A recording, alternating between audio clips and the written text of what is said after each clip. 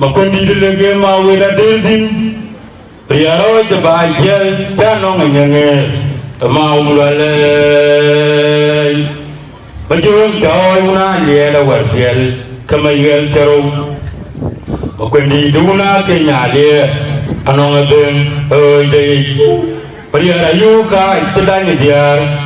cho con đen đi nung cura go biura go lo mai bữa quẹt giờ đây yêu go cái tiền cha con đến nguồn nhà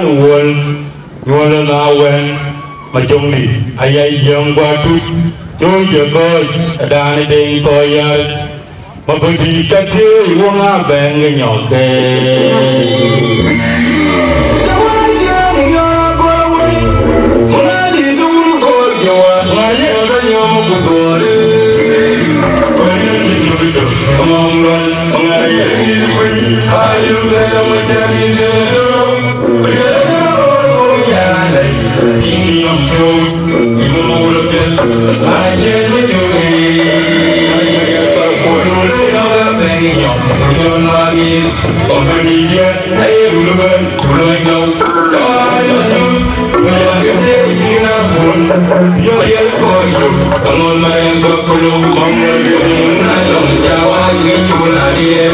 Hãy subscribe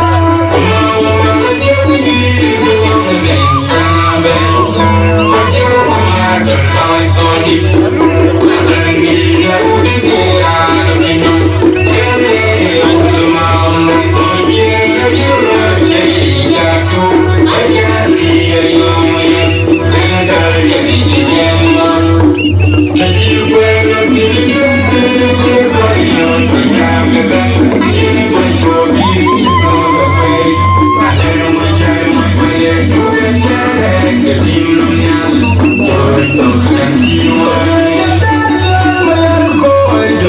Mì Gõ để không bỏ lỡ